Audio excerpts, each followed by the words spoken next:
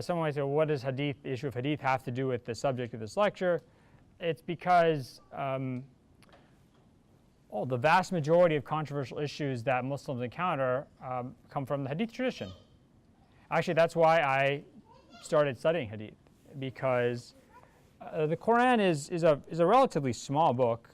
It's not it's not nearly as, maybe it's even just a third the length of the New Testament, and there's not a lot of controversial material in the Quran. I mean, it's very interesting. Sometimes people maybe think that the Quran is very foreign because it's in Arabic, but it's actually an extremely accessible book when you compare it to other books, other scripture, and just even a book written 1,400 years ago. There's not a lot of books written 1,400 years ago that are actually as approachable as the Quran. In the sense, I mean, it's a book that's revealed in a world of the desert in the 7th century, but its reliance on desert imagery and 7th century conceptions of the world is actually very limited. And that's, I bring that up because that's not the case for the Hadith tradition. The Hadith tradition it's like getting your head dunked into 7th century Arabia. And that's a very, very, very different world. And so you can imagine if you have a body of material that is collected from people who are basically trying to transmit what they heard someone in 7th century Western Arabia saying, that is going to be a view of the world that is very different from a lot of other times and a lot of other places. It's very different from our time and our place. I mean, just think sometimes you watch a movie from the 1950s and the 1940s, you think how much the world has changed. Imagine 1,400 years and all the technological and social change that has occurred. So the Hadith tradition is it's at the center of a lot of controversy because it's a very important source for Islamic law and beliefs, but it's also a source that if you just come across it without any mediation, it's like you've been zapped back in time into a very different world. And that's why I've tried to design, or to lay out some suggestions for people to sort of have in their mind when they come across hadiths, because as I don't know how many of you pay attention to the media or not, but most of the controversies that come up involving Islamic scripture have to do with the Hadith tradition. The first thing to keep in mind is hadiths are just pieces of a puzzle. They're pieces of a puzzle. They're a puzzle that Muslim scholars are trying to put together to construct the answer to the question, what does God want from us? What is the right thing to do? What is pleasing in God's eyes in terms of our actions, in terms of our beliefs?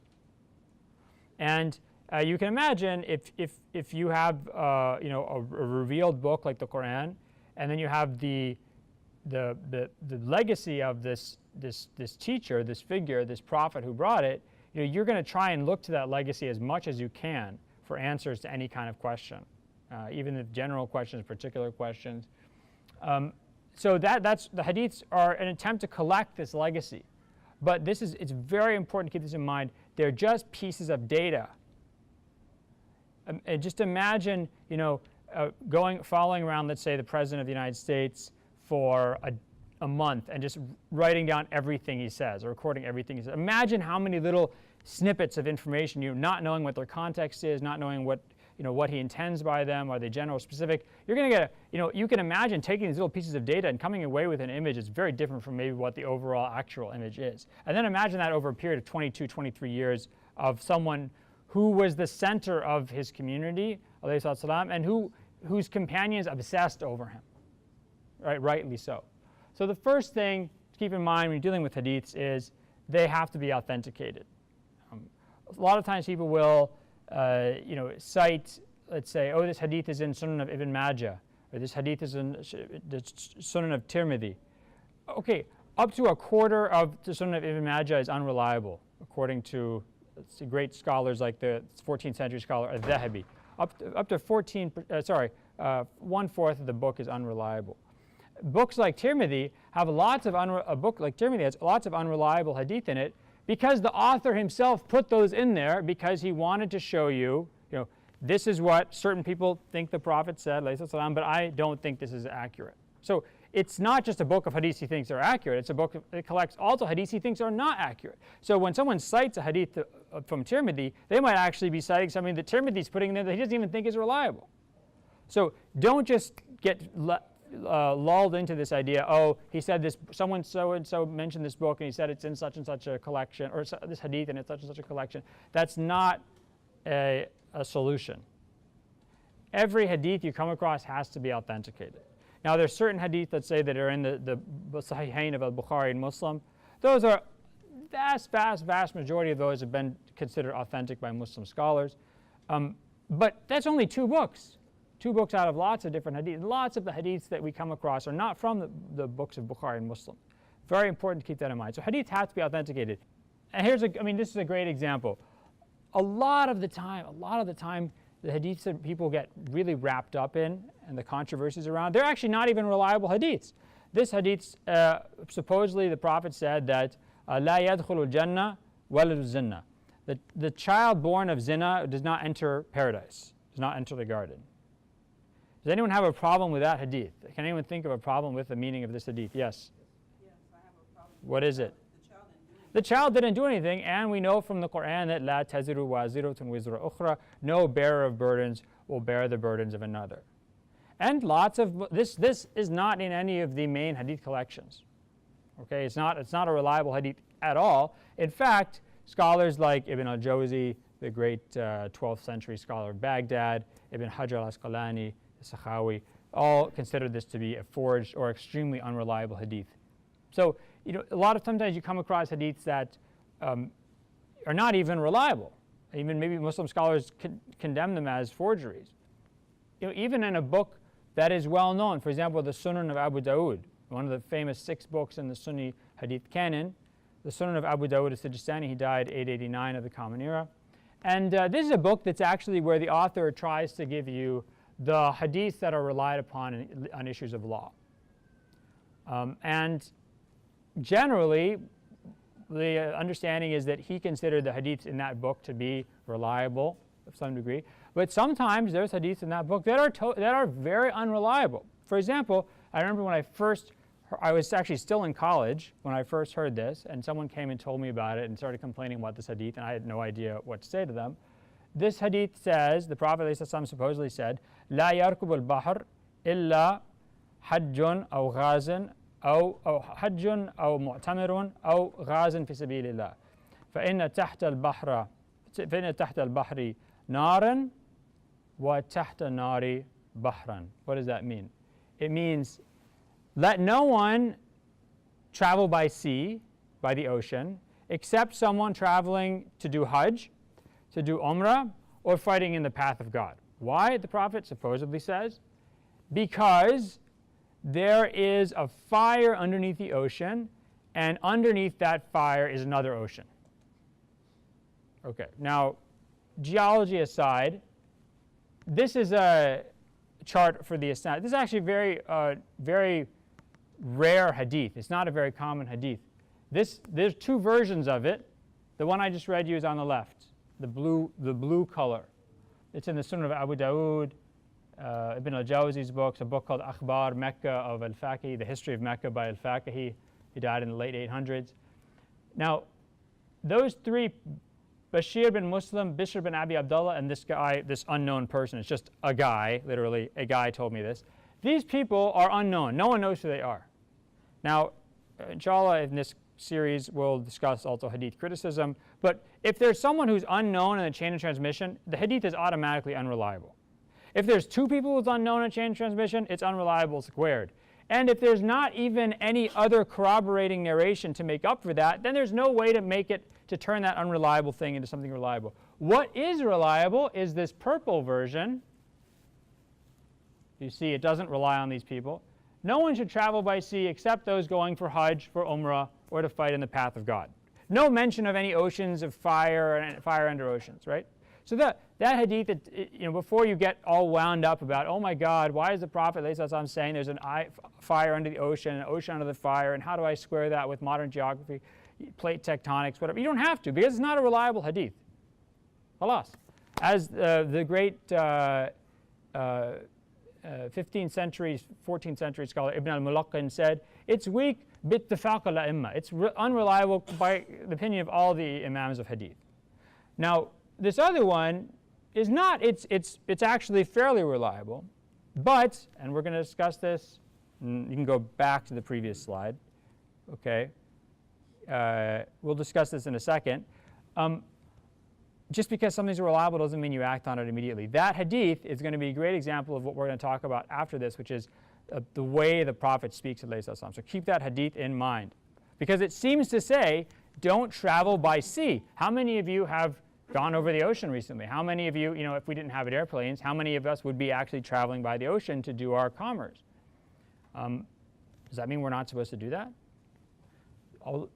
Finally, you get to be very careful of what you read. You have to be very careful of what you read because the world is full of people who love to make Islam look bad, love to make Muslims look bad, and you really have to be skeptical. You really have to be skeptical. In fact, Muslims should be skeptical people because we're not supposed to believe things unless there's evidence. Hatu burhanukum in kuntum sadiqin. Bring your evidence if you're truthful people. We're supposed to follow revealed evidence, not just anything that somebody thinks is appropriate or right or wrong, or that they think God wants. We're people who base things on dalil, on evidence.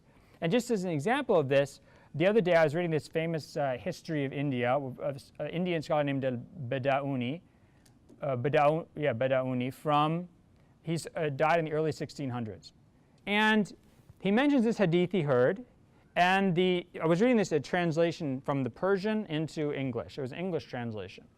And it says, this hadith says that if a man finds another man with his wife, he can kill the man, and then that's fine. The man deserves to die. Which is basically kind of like honor killing in a way, right? So this is really weird, because that's actually the opposite of the sunnah of the Prophet, where he makes it very clear in hadiths in Sahih Muslim and Sunnah Abu Dawud and other books that you're not allowed, if you murder somebody because you find them in a compromised situation, even if they're committing a serious sin, if you don't have 4 witnesses, you've committed murder, you've committed an illegal killing, you'll be prosecuted for that. So that's the sunnah of the Prophet. So I was surprised, so I went and looked at the original Persian, and whoever had copied this had they didn't know what they were writing. They wrote some thing that didn't make any sense. It's like they were copying letters, they didn't know what they meant. But what the hadith originally was whoever wears clothing of another person and is killed because someone thinks they're that person, then it's that person's fault, right? If you go around dressed like someone else and someone kills you accidentally, it's your fault. By the way, that hadith is also unreliable. So, if you sat there and you got this book out of the library and said, I'm reading this great history of India, and you come across and say, oh my God, there's a hadith that says honor killing is okay. And now I'm really feeling horrible. What do I do? You have to, at some point in the process of translation from Arabic into Persian, copying the Persian manuscript, and then translation from Persian to English, total chaos happened, so that's not reliable. This is very important, and it's also mind-numbingly, well, I won't say dull. I think it's really exciting, but it's not for the faint of heart. If you like details, this is what you should do with your life. There are usually, the majority of the time, there are many different narrations of a tradition. So, for example, we talked, there's the hadith about not traveling by sea. Those were 2 narrations of the same overall saying the Prophet. You're going to see it's a sort of general message the Prophet, it's sort of gist of what he was saying. It was one gist. But those narrations are very different from one another.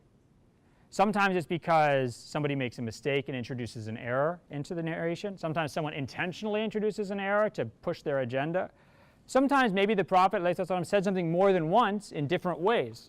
Sometimes maybe the transmitter is citing that hadith to stress different parts of what the Prophet said. And this is a good example. This is sorry to have to. This is the life of hadith scholars. Lots of details. Anybody who starts making fun of hadith scholars, you think they're stupid. They don't listen. First, go and try and just keep up with a book like Bukhari, and then tell me that they're stupid. This is one narration. the Bukhari's teacher, Ali ibn Abdullah, that's Ali ibn al-Madini, if anyone cares, a very famous scholar, narrated to us saying, Abdurrahman bin Mahdi narrated to us from Malik ibn Anas, from Makhrab ibn Sulaiman, from Kurayb, from Ibn Abbas, radiallahu ta'ala anhuma, who said, I slept at the home of my aunt Maymuna. By the way, who is Maymuna? She's one of the wives of the Prophet. So he's sleeping at the Prophet's house. It's sleepover at the Prophet's house. I slept at the home of my aunt Maymuna, and I told her, I want to watch the prayer of the Messenger of God, sallallahu alaihi wasallam. So a cushion was laid out for him, and the Messenger of God, sallallahu alaihi wasallam, slept on it lengthwise. And he awoke, I inserted this part, and he awoke at night and started to wipe the sleep from his face, and then he read the last 10 verses from Surah Ali Imran until he finished the chapter. Then he went to a water skin that was hung up. Here, again, a different world. There's no sink. Yeah. There's not even a bedpan or a pan of water. There's a skin of like a goat skin that's treated to hold water hanging up somewhere by a nail in the house. And he started performing his ablutions. Then he went to pray, and I got up and did as he did. So Ibn Abbas got up to pray as well. Then I went and stood at his side. But the Messenger of God, sallallahu alaihi wasallam, placed his hand on my head and took my ear and started twisting it. Then he prayed 2 prayer units, 2 rak'ahs, then 2 more, then 2 more, then 2 more, then 2 more, then 2 more, and then he prayed just 1 unit. So in this recollection of the Prophet, you can think of the Ibn Abbas about what the Prophet did. There's a lot of potential material here, talking about how the Prophet did his wudu, what this prayer, this night prayer he's doing, this extra night prayer he's doing is, how many rak'ahs it was. But then there's this, this seems kind of a little bit sadistic. Ibn Abbas, who's a young kid, probably about 10 years old, goes to pray next to the Prophet, and he starts twisting his ear. So if you can imagine you're an Islamophobe, you're like, I knew it, right? He's being mean to kids. This is just another version. Now you can see what's happening here. We'll discuss it. Ali bin Abdullah, the same guy, same chain of transmission. Ibn Abbas says, I slept at the home of Maymuna, my aunt, who's a wife of the Prophet. The Prophet rose to relieve himself and wash his face and hands and then went to sleep again. By the way, you can see already there's new information. The Prophet got up to go to the bathroom. Then he rose and went to the water skin, untying it and performing his ablution a bit more than usual, but not like doing it twice. Then he prayed. I rushed over, not wanting him to think that I was hesitant to pray and was just watching him. And I performed my ablutions. Then he stood up for his prayer, so I went and stood at his left. Now we're starting to see what's happening. He stood at his left, but he took me by the ear, and he turned me around to his right, and he completed his prayers. And then the hadith continues. So why did the Prophet grab Ibn Abbas's ear? To move him around his body, because he was standing on the wrong side of him. If you're 2 people, you don't stand on the person's left, you stand on the person's right. So actually here we have, this version of the hadith includes the most information. This is Ibn Abbas recalling everything that happened. Why does the other one not have this section? Not have the section about Ibn Abbas standing on the wrong side of the Prophet? Because that's not the message Ibn Abbas was trying to give when he narrated that hadith. He was concerned about, does moving during prayer invalidate your prayer? Because this hadith has lots of information. It also tells us that if your kid is doing something next to you while you're praying, you can actually grab that kid and kind of maneuver them around you, and that's all doesn't violate your prayer. So it leaves out the part about the fact that he's praying on the wrong side of the Prophet, because that's not the message Ibn Abbas is trying to give. He's trying to say in this case that it's okay to move like this during the prayer. So if you don't know that, if you don't know that there's these different narrations, you come across this version where the Prophet is just grabbing a kid's ear and twisting it for no reason. Okay. 3, hadiths have to be fit into a system. As I said before, they're just pieces of information. And with the example of, let's say, following around the President of the United States for a month or 2 months, you're going to get a lot of material. And if you don't know when he's speaking about one thing versus another thing, when he's speaking about something general, when he's speaking about something specific, when he's being sarcastic, when he's joking, you are going to come away with a lot of erroneous understandings or perceptions of what he's saying or she's saying. So hadiths are pieces of data, and it's a very big mistake. The biggest mistake one of the biggest mistakes Muslims make is to just listen to hadith and think that that's all there is to say about a particular issue. It's almost never all there is to say about a particular issue. It's a piece of data that fits into a bigger system, and that's the job of Muslim scholars. That's the whole job of Muslim scholars throughout history.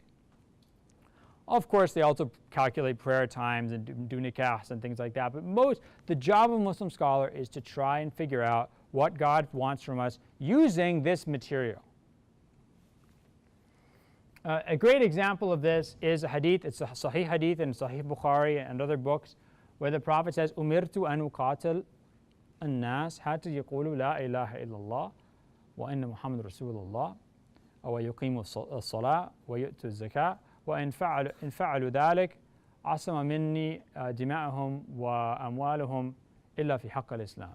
What does that mean? The Prophet says, I have been commanded to fight the people until they say there is no God but God, and Muhammad is the messenger of God, and they establish the prayer, and they pay zakat. If they do that, their blood and their property is inviolable to me, except as Islam might deem right or just.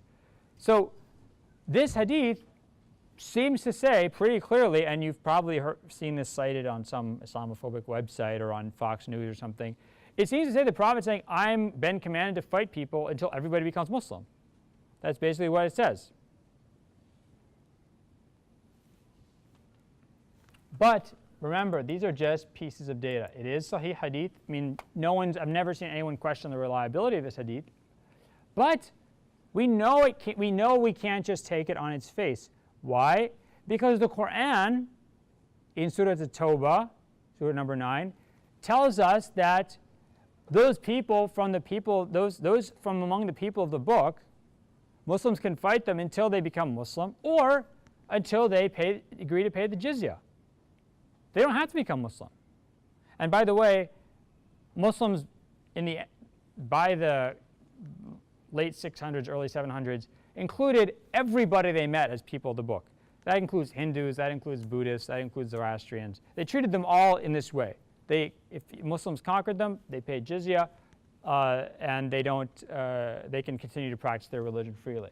So we know this hadith has to be modified, at least in the sense that it doesn't apply to people of the book. What else?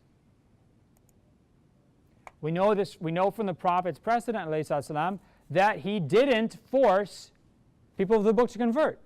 When the Muslims conquered the city of Khaybar, the Jewish town of Khaybar in the Hijaz, the Jewish population there was allowed to remain and practice Judaism. They just paid tax to the Muslims. The Muslims conquered the city of Najran in southern Arabia, which was all Christian at the time. They were allowed to practice their religion freely, and their priests and their bishops were not bothered at all. They just weren't allowed to do riba. They weren't allowed to do interest. But they lived under Muslim protection. They paid tax. So we know from the Prophet's precedent this isn't the case. And then finally, we look at other narrations of the hadith. For example, in Sunan Nasa'i, there's one version from Anas bin Malik, the companion Anas bin Malik, narrating this hadith, where he says, "Umirtu an uqatil al-mushrikeen hatta yaqulu la ilaha illallah." What does that mean? I have been commanded to fight the polytheists until they say there's no God but God, Muhammad is the prophet of God. That's actually the intended meaning, because we know that the one group that was not allowed to retain their religion under Muslim rule was the polytheists of Arabia. This is very clear. It doesn't mean polytheists. It means the mushrikeen of the Central Arabian Peninsula. They were not allowed to retain their idolatry. They either became Muslim or they were fought. This doesn't apply to other polytheists. Let's say if you think that Hinduism is polytheist, Because Muslims treated Hindus like people of the book. From their first encounter with them in 711 when Muslims conquered Sind, they treated them like people of the book. So it only applies to mushrikeen in Central Arabia. That's the only group that this hadith actually applies to. We know that from the Quran, we know that from the precedent of the Prophet, and we know that from other narrations of this hadith. Oh, this is a good one. You read Sahih Bukhari, you'll come across this hadith. The Prophet ﷺ says, "Ash-shu'um fi thalath, fil faras wa fil marati wa fil dar." What does this mean? Shu'um is like a bad omen. 3 things are bad omens: horses, houses, and women. Now, I have no idea why. Certainly horses and houses, I mean, I don't know. What are you going to say about those? Women, obviously people are going to get upset about that. What is this? What does this make any sense? So you have to look at other narrations of the hadith. In a very important narration of this in the Musnad of Ahmad ibn Hanbal. Aisha, the wife of the Prophet, says, the Prophet did say this. He said this. But he said it to say, this is a jahili practice that we don't accept. So it'd be like me saying, some people say that it's okay to be racist, but it's not okay to be racist. So then someone goes, Jonathan Brown said it's okay to be racist. I did. Those words technically came out of my mouth, but that's not what I intended, right? I brought this up to say this is unacceptable. So this is actually, if you come across almost all narrations of this hadith, you will not find that very important corrective point by the wife of the Prophet, alayhi salam. So this is, don't worry about reading this. I just want to show you this. This is a fascinating study I came across a couple years ago, I think 2012. This is written by an Algerian scholar, and it's in computational linguistics.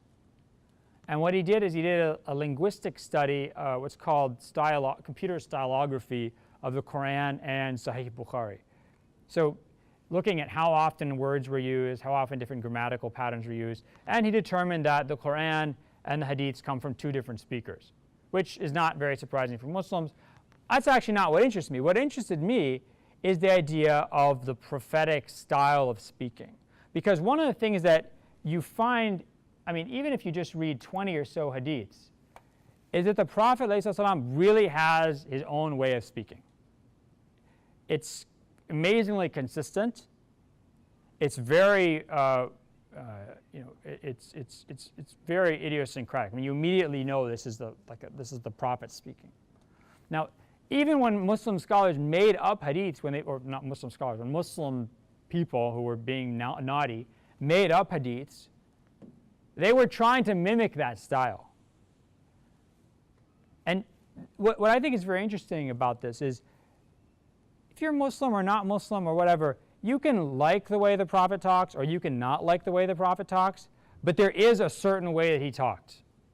And actually, the fact that there is this stylistic consistency, for me, is one of the biggest indications that overall the hadith corpus contains reliable material. Because there's a remarkable consistency in style. And it's often a very, very foreign style. He doesn't talk like an American politician or a lawyer. He talks like a preacher and a leader in 7th century Arabia. So one of the features of the Prophet's speech, one of the most definitive features of it, is it's extremely hyperbolic. Everyone knows what hyperbolic means? It's not subtle. It's very often not subtle. Sometimes it's subtle. It's very often not subtle. It's like someone saying, this is the worst hamburger I've ever had in my entire life on the planet Earth. Since the moment I was born until right now, I've never encountered a hamburger that's worse than this hamburger. That's hyperbole. Is this really the worst hamburger I've ever had? I don't know. Could you even remember all the hamburgers you've had? Do you keep track of this? Do you keep a list in your pocket or on your phone? Probably not. You're trying to say this is a bad hamburger. I'm not happy with it. That's hyperbole. And one of the things I've been thinking I should write something about this, but because I've never seen actually any Muslim scholar write a list of these. It's very much a part of the way that Muslim scholars interpreted hadiths, even from the time of the companions and the successors, but I've never seen someone actually systematize it. So actually I'll go a little bit towards offering you a semi-systematized view. Muslim scholars developed filters. You can think about them as filters, translation mechanisms for the prophetic nature of speech. So I'll go through some of those filters. First of all, severity means discouragement. Severity means discouragement. Here's an example. The hadith in Sahih Bukhari and other books, Man salla illa shay'in yasturuhu. Whoever prays and they put something in front of them so that no one's going to be crossing in front of them when they're praying. And someone tries to cross in front of you, فَلْيَدْفَعْهُ. Push him away like this. Put your arm out. Everyone knows this from the mosque. If the person refuses, you're stopping them, and they continue to try to go across, فَلْيُقَاتِلْهُ. It says, then fight him. So literally what this means, is, I'm praying here in the mosque, guy tries to cross in front of me, with my arm out. He says, you don't tell me what to do. He keeps pushing in front of me. According to that hadith, literally what I should do is I should stop my prayer, maybe like crack my knuckles, get ready, and then I start punching him, fighting with him. That's literally what it means. Okay, no Muslim scholar that I know of ever understood this hadith in that way, for a number of reasons. One, the person passing in front of you doesn't break your prayer. It doesn't break your prayer. It's just a matter of adab. What would break your prayer is if you stopped praying and started punching somebody. That would break your prayer. So there's no reason for you to purposefully end your prayer to engage in an act of violence against another Muslim. By the way, the last bit of the hadith says, fight the person فَإِنَّهُ shaitan, because that person is the devil. Think about this. If you're someone, you put your arm out. Everybody gets, they don't see stuff. Sometimes they walk and they don't see somebody. Okay, you put your arm out. Sorry. Imagine that you actually don't want to listen to that person. You just insist on walking in front of them when you're praying. At that moment, you are actually embodying satanic impulses. I mean, you're basically saying, I don't care about your prayer. I don't care about being rude to you while you're praying. I don't care about the fact that I know I'm not supposed to do this. My nefs is going to control me. That is satanic impulse. At that moment, you are, in fact, a tool of the devil. How do we know that? So Muslim scholars didn't understand this as fighting because it doesn't make any sense to break your prayer to fight somebody.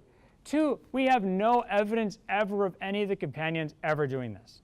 No early Muslim understood this as fighting. What it means is push back, even fight them back like this. Don't just let them walk in front of you. Put your arm out more aggressively.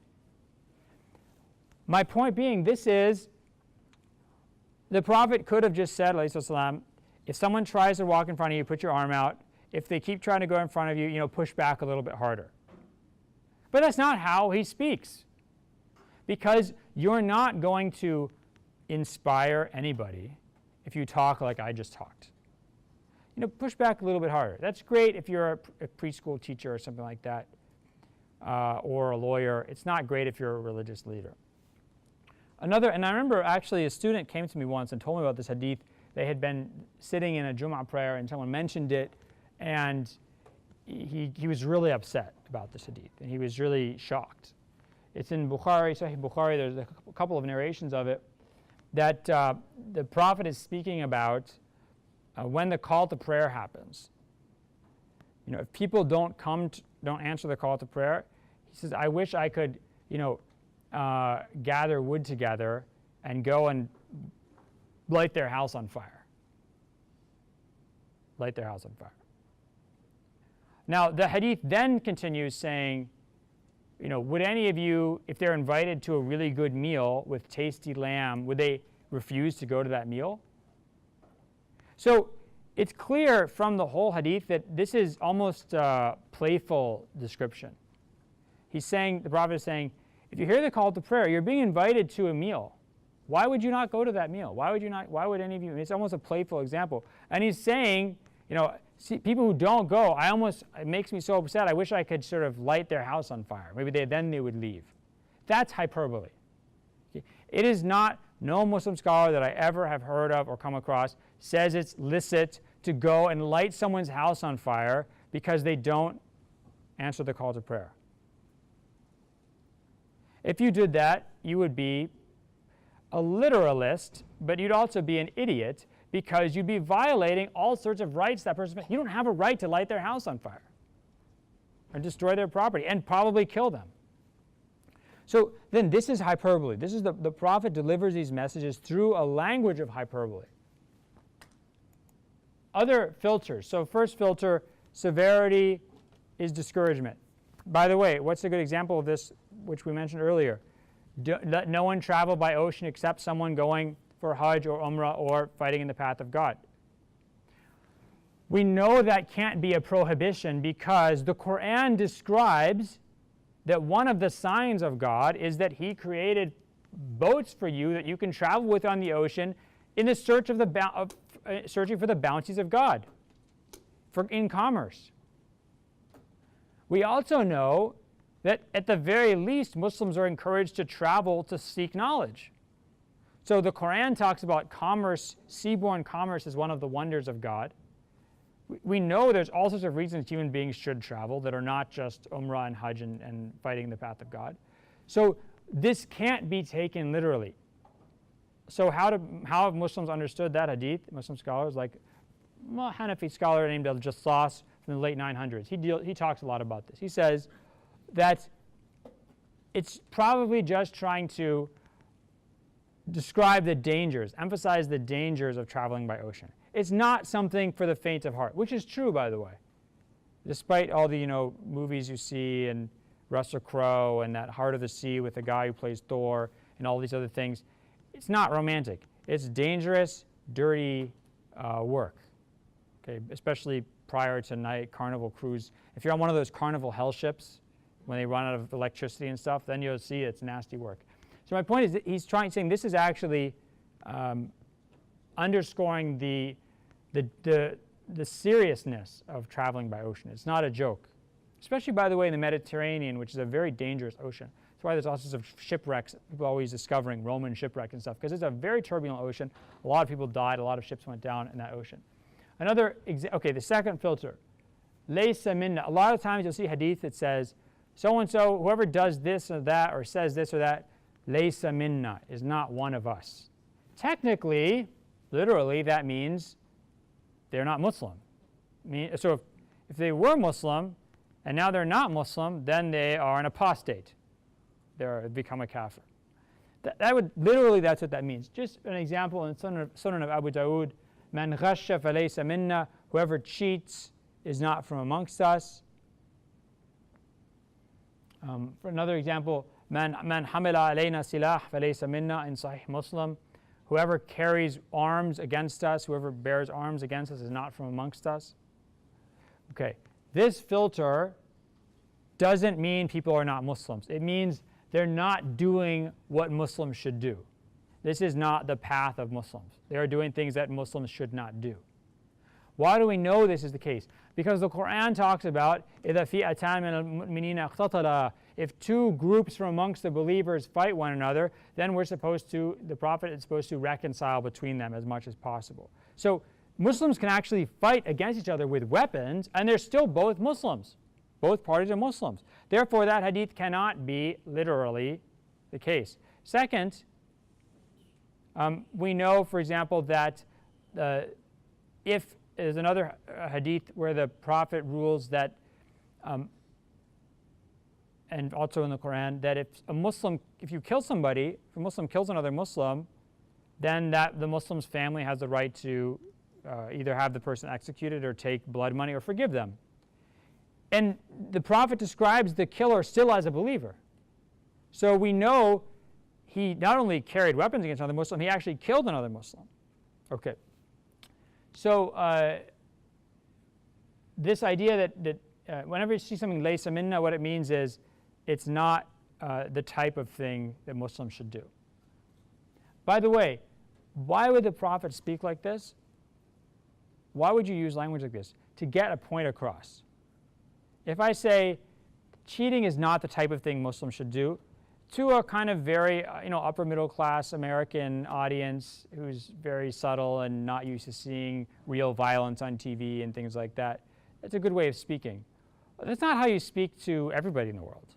That's certainly not how you speak to Arabian Bedouins for whom violence is completely normal.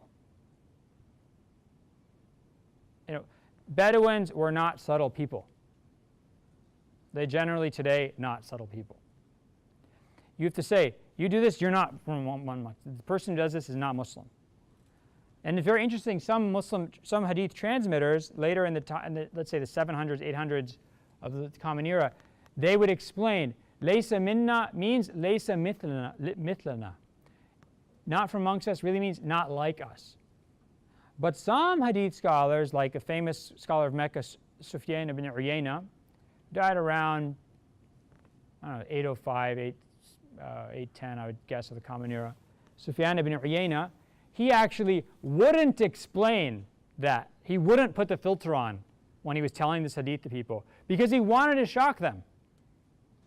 He wanted people to be afraid of cheating. Okay. Another very important thing. There's kufr and then there's kufr. There's different types of kufr.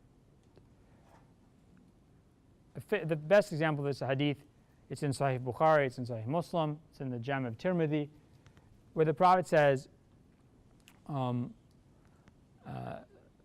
al-Muslim fusuq wa qitaluhu kufr. If you engage in cursing, with yelling and cursing with a Muslim, another Muslim, that's iniquitous behavior. That is sinful behavior. If you fight with that person, that's kufr.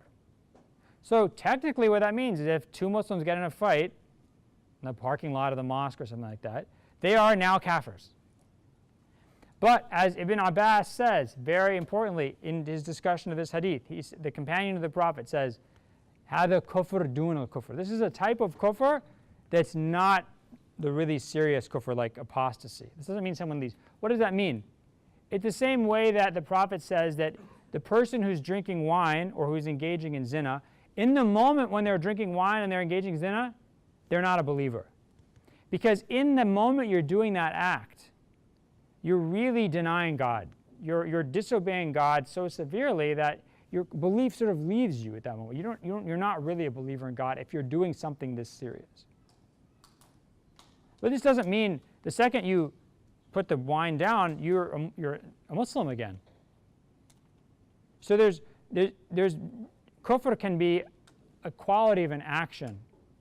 If you deny God's bounty, then that's an act of kufr. It doesn't mean you're a kafir. It doesn't mean you've actually done kufr with a capital K, we've left Islam. It just means that action is an action of denying God.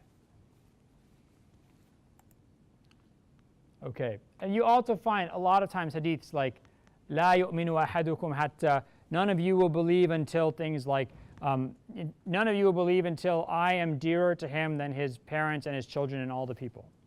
It's a well-known hadith. So the Prophet says, none of you will believe until I am dearer to you than your parents and your children and mankind altogether. Now, first of all, that's a very difficult order to meet. And by the way, interestingly, the majority of Muslim scholars said this is not talking about natural love, because you can't choose how much you love your children. You can't choose to love someone more than your own children. And it's very interesting. Muslim scholars, and this going back all the way to the 800s and 900s of the Common Era, they had a very keen understanding and appreciation of human nature. They knew people love their families. Parents love their children. They love their children almost at a biological, evolutionary level. They love it. This is not a choice. You love your children. And you're not blamed that you love your children more than loving someone else, because you can't control your love for your children. So this love must be the type of love you choose to engage in. So to the extent that we can choose who we love, we should love the Prophet more than anybody else. Secondly, anything where it says none of you will believe until X or Y, it means none of you will completely believe. None of your imans will be perfect until you believe this. It doesn't mean none of you believe, because we know the very simple things that Muslims have to do to become Muslims. They just have to say, there's no God but God and Muhammad is the Prophet of God. Then they're a Muslim. And their faith is, at least to other Muslims, as sound as anyone else's. Okay. Although you also see lots of hadith that say, no one will, لا يدخل جنة من كان في قلبه حبة خردل من الكبر, or something like that.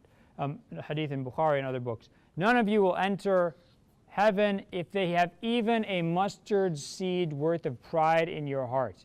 Okay, that is a very hard bar to meet. A mustard seed worth of pride in your heart. I mean, I don't know anybody who doesn't have a mustard seed worth of pride in your heart. Think you're not going to go to heaven. Okay. By the way, this is what caused the Protestant Reformation. That's what caused Martin Luther to believe that you cannot attain salvation by your actions. Because Jesus says, for example, in the New Testament, if you even look at a woman with lust in your heart, then you've committed adultery. That means basically people are constantly committing. I mean, how can you possibly meet that standard?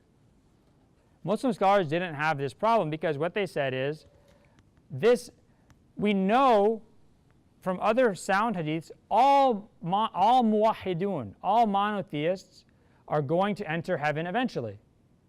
So let's say you're just a really, really bad Muslim. I mean, you're an alcoholic, pork-eating, gambling, homeless person beating, nasty, lying, cheat, murderer.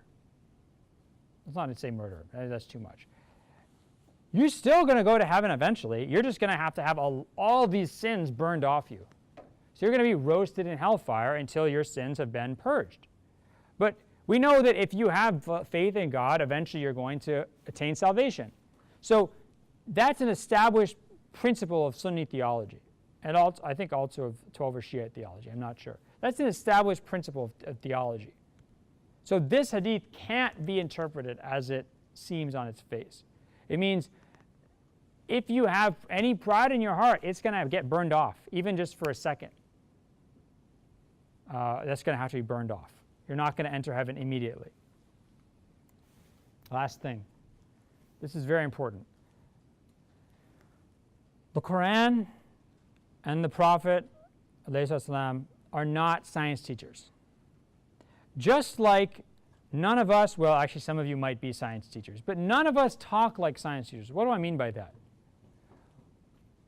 For example, this morning, I flew up from Houston. Anyone have a problem with that sentence? You people, oh, you religious people, you're so naive. What about modern science? I flew up from Houston, so Houston's below us. Houston's below us on a map that we happen to have accepted a certain view of the world where north is up and south is down. Okay? But none of you would start ripping your hair out if people started talking like that. Because we talk about that all the time. We talk about the world like it's flat. We talk about the world like there's north is up. You know, we go out west to California. Californians go back east. Doesn't really mean we believe that somehow the earth extends from the east coast to the west coast temporally and spatially or something. I don't even know how we make sense of that. This is how we talk. The Quran addresses us in the language of human beings. The Prophet speaks like a normal person speaks. If he were to speak in a scientifically accurate way, people would think he's a complete weirdo. Just like you would think I was a complete weirdo if I spoke in a scientifically accurate way all the time. By the way, remember, science is always changing. I have this chart. I should have brought it, but I love showing this to my students. It has a chart of all the different, different foods that cause cancer. and then it shows on one side all the studies that say that that food causes cancer. On the other side, all the studies that say that food does not cause cancer. And if you look at the chart, there's no, everything either does or does not cause, either causes cancer or prevents cancer. So science is not something you want to put a lot of your eggs in, specific scientific conclusions. Overall, for example, cleanliness is important. Germs carry disease. These things we're not going to, are established facts. But things like exactly how is the universe shaped? Does this, a lot of times I remember reading them when I first started reading the Quran, reading it, and the Quran talks about إِنَّ الشَّمْسَ وَالْقَمَرَ تَجْرِي إِلَى أَجَلٍ مُسَمَّى. The sun and the moon each run for a certain course. The way it's translated in English, actually, is they run a certain course. And I remember thinking, oh my God, this is inaccurate. The sun doesn't move. But actually, in the Arabic, it doesn't mean, it's not course, it's actually for a period of time. Ajal is a time barrier. So actually that is true scientifically, because the sun at a certain point is going to die out or have a supernova or something like that. Hopefully I won't be around. And then I saw something else on my Facebook, someone posted, that the sun actually is moving. The sun's actually moving around, and all the other planets are moving. It's actually a really cool graphic. I don't know if any of you saw this. But the sun's shooting through space, and all the planets are kind of following behind it in these different orbits. So actually, I shouldn't have been upset, because the sun is moving on an appointed course. So if you start saying, I need my scripture to always accord with the latest scientific theory, not only are you not going to be satisfied, you're also unnecessarily putting your heart through the ringer. Because that's not how people talk. That's not how language works. We don't talk to each other in that way, and God doesn't address us in that way. Finally, if you want to have a message that is going to resonate with people in all different places and times, the last thing you should do is ground it in the scientific theory of that day. If the Quran said, verily, the universe it began at a certain point called the Big Bang, and there were gravitational waves, and it's expanding, but at a certain point it's going to contract, and the sun doesn't look like it's moving, but it's actually moving. You're moving around it, and all these other things, and there's comets. I mean, imagine a Bedouin would or Arab Bedouin would say, what the heck is this? This is lunacy. Of course we're not moving. Of course the sun, I see the sun moving around us, and the moon moves around us. What kind of idiocy is it to say that we're moving? You would have lost your audience right there. It's a very bad bet. It's a very bad horse to bet on, scientific accuracy. So, but the problem is that Muslims, especially in the late 1800s, the early 1900s, and to a certain extent even Muslims today, I see this a lot, they are obsessed with what's called scientism. This is a real product of modernity. The idea that every human being who ever lived until basically Newton and Galileo and the greats, Boyle and Kelvin, all these great 17th, 18th century, 19th century figures, they were all just totally out to lunch. No one really understood the universe. And now everything that human beings thought they know prior to the scientific revolution needs to be reconsidered. Okay? That's scientism. The idea that we, at the forefront of human civilization, are its best. We are constantly discovering truth and removing darkness. The darkness of the past for the truth of the future. This is the Star Trek vision of the world. Okay? That's an extremely inaccurate view of the world. First of all, it makes people think things like, and I don't know, how many of you are in kids who are in some kind of grade school? How old are you? How? 12. Did you learn about Christopher Columbus? What did Christopher Columbus do? And discovered America. Okay, he discovered America. They still teach this? I'm really curious. Kids, tell me. They don't say that? Yes, they do. Not anymore. They don't? Okay. But what is his big discovery? Who tells me? It wasn't he discovered America. He had this ingenious idea, which was? went to Cuba. No, he thought the earth was round. Everyone else thought it was flat. That's the biggest lie ever. Nobody thought, Christopher Columbus didn't think the earth was flat. Nobody thought the earth was flat. Nobody really has thought the earth was flat since about 400 BC, when the ancient Greeks figured out the earth was round. Because if you go out and you stand on the beach and you look on a clear day, you can even see the curved surface of the earth. Right? Everybody knew the earth was round since 400 BC. The idea that Christopher Columbus thought the earth was round, everyone else thought it was flat. This is a myth that was written in 2 books, one by a guy named Andrew Dixon White, another guy named Draper, in the late 1800s. And this is where the idea of the clash of science and religion came from. Late 1800s, anti-Catholic writing in America. And this myth still persists to this day, to the extent that when I first started teaching this, I actually had to go and look it up. I was like, I'm pretty sure Christopher Columbus discovered the earth was round, and I'm not going to go in front of students and tell them. And I had to go look it up. That's how unsure I was. Everybody knows the earth is round. There's a hadith in Sahih Bukhari and other hadith collections where the Prophet asks his companion Abu Dhar, هذه الشمس أين تذهب? This sun, where does it go, Abu Dhar? Abu Dhar says, God and the Prophet are more knowledgeable. He says, تذهب حتى تسجد عند العرش.